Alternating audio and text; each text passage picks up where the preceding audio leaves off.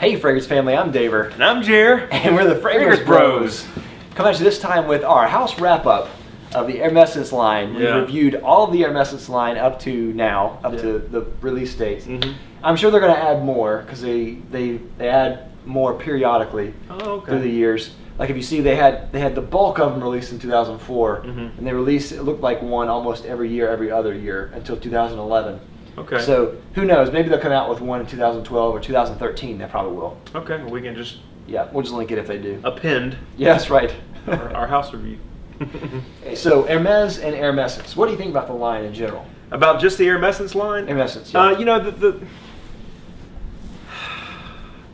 I came out of these reviews with a little more respect for the house. I think I didn't like as many as I thought that I might. Yeah. In terms of me wanting to wear them or whatever, but I did have some appreciation for the art. In the description of the house, he talks about like them being like poems, or and you talked about in a couple of reviews about him sort of taking the norm of an idea and flipping it. Yeah. And he did that in a lot of those.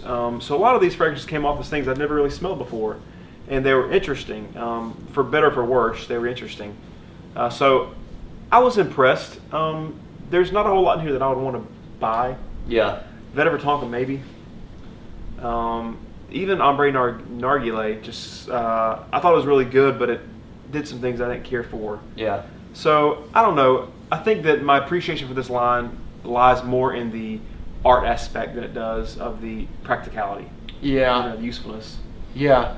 I was actually really excited about doing this line. Yeah. And I came out kind of a little bit deflated. Yeah. To be honest, from this line, just because we hear a lot of things about the Hermessence line and Hermes and Jean-Claude Ellena, and to an extent I agree with them and believe all those things. That Jean-Claude Ellena is a master artist, and I believe that. I think he's an incredible perfumer. I appreciate all of his works, even though I don't love wearing all of them. Yeah.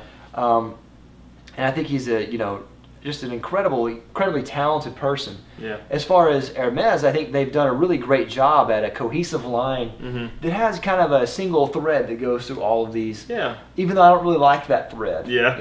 Yeah. Because, in general, most of these scents are good for spring and summer, usually spring. Yeah. And they're usually light. A lot of these fragrances have really bad performance. Yeah. And of course, they're really expensive. Yeah. For what you get. They are too expensive. Yeah. They're very natural. Like they all have very natural feel, and a lot of them, whatever their note focus is, they portray it in a very natural way. So that's interesting, and that is kind of part of the common thread. I totally agree. They're way overpriced. I don't understand the price point on these. I think that it really prohibits a lot of fragrance fans from trying out some of the lesser known names. Yeah. Because you really can't do it at a cheap point. Thankfully, they provide samples. Yeah. Which is great, which we should talk about. Yeah, and that's actually a really good point. You can actually go on Hermes' website, and maybe we'll have a link to it. I'll have a link down below to it. But you can go there and you can request samples from their Hermessence line. Actually, others in their line too, like the Un Jardin. Any of the Hermes line. You can actually request samples. If they have them in stock, they'll send them to you. Yeah. And usually I'll get like 2, 3, 4 at a time. I don't get a ton. Like one time I just asked for the entire line. Yeah. And they sent me 4. Yeah. So they realize. Oh, Jack, you're not getting them. Yeah.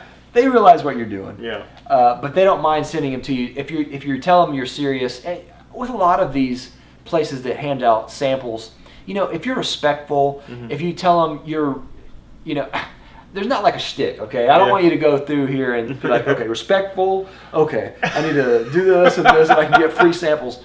If you're genuinely excited about the brand, if you genuinely want to, if you're genuinely passionate about fragrances, they're going to know through your email.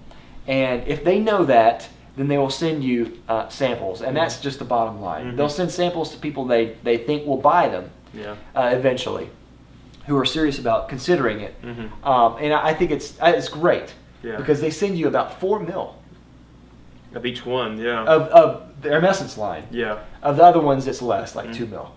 But which that's substantial when it comes to these. I mean, that's really good. I mean, you can put them in a 5 mil sprayer and you're set. Yeah, absolutely.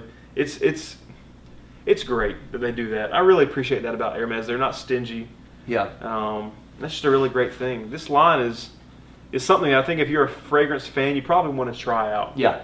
If nothing else, it can give you some appreciation for some different notes. Yep. And for some applications of notes that you probably haven't experienced before. That's pretty cool.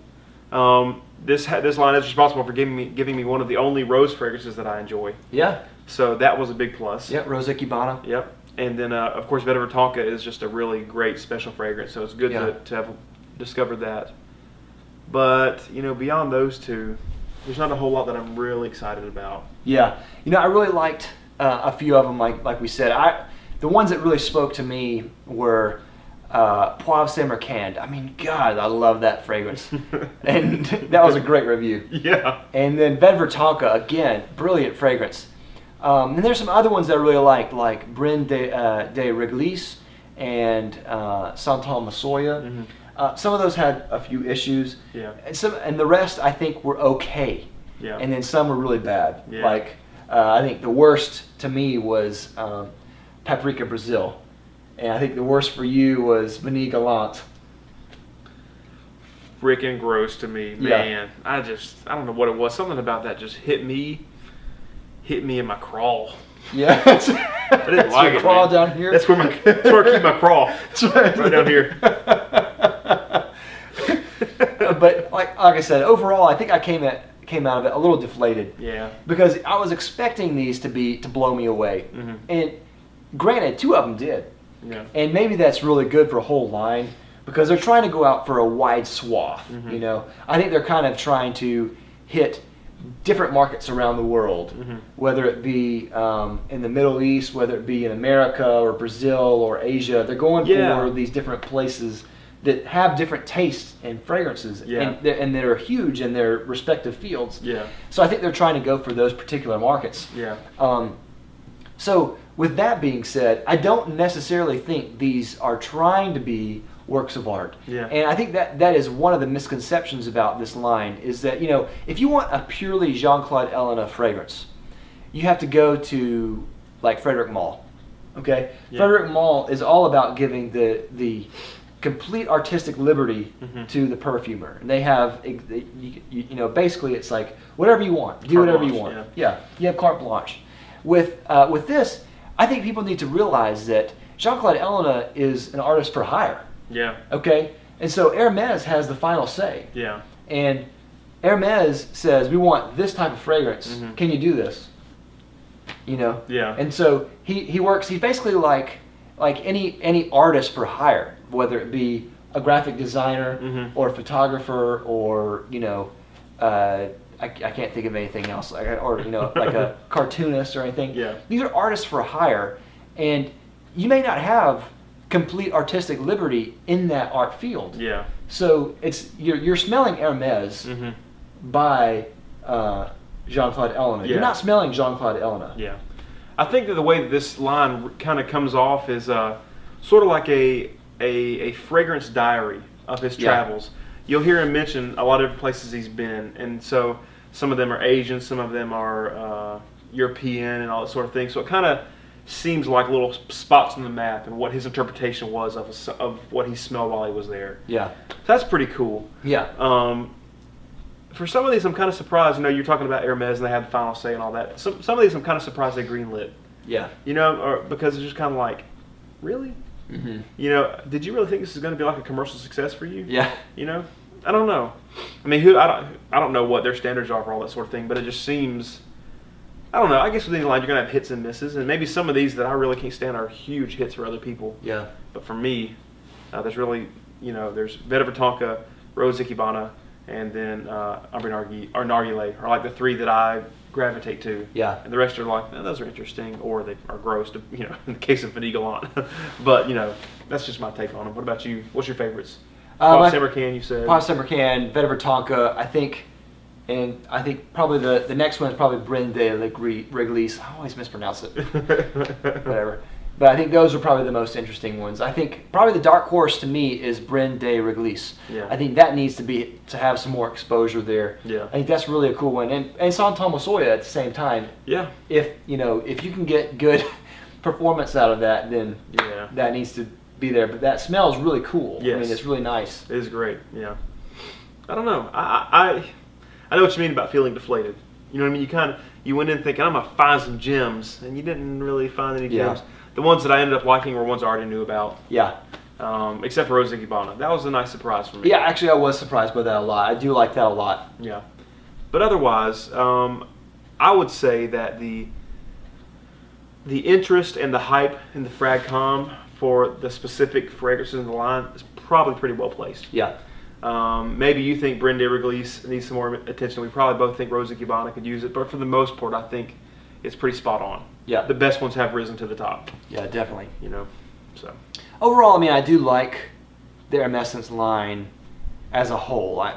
But how many light, transparent, springtime fragrances do you need Floral from a sometimes. line? Yeah. You know, Yeah. I think they're like prime example is Amber Narguilé. Mm-hmm.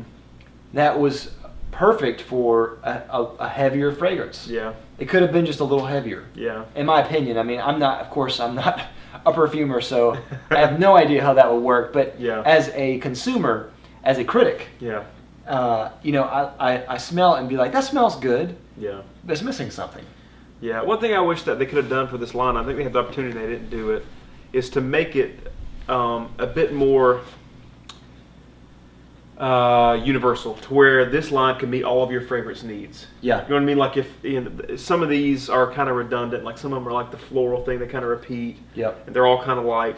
It'd be better if, like you said, they had a couple more heavier ones, some darker stuff, some winter stuff, all these different things to where you could look at this line and say, if I had all these, I'd be set. Yep. That would be cool. They didn't really do that. Yeah. That probably wasn't their goal, but just for me. Yeah. That would have been cool, you know what I mean? If there was something in like that. Yeah. One thing I do like about this line, though, is I think that there's something in here for everyone. Even if you don't really gravitate towards the rock stars that everyone else does, Yeah. there is something in this line that you're going to absolutely adore. And so, Yeah, totally agree. yeah. I enjoyed some of these. Yeah. And kind of glad to be moving on. Yeah, At me the same too. time. Yeah. I kind of want to get to something that's a little less on the fringe, something a Yeah. little more. Yeah. That I think might really satiate my senses. You know what I mean? I need something heavier.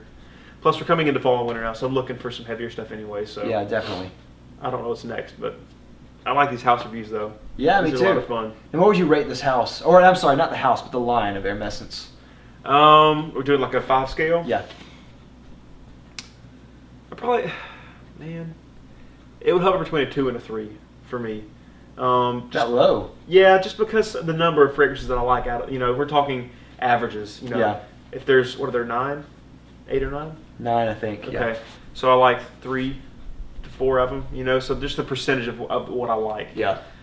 If that's the scale, then it's like a 2 to 3.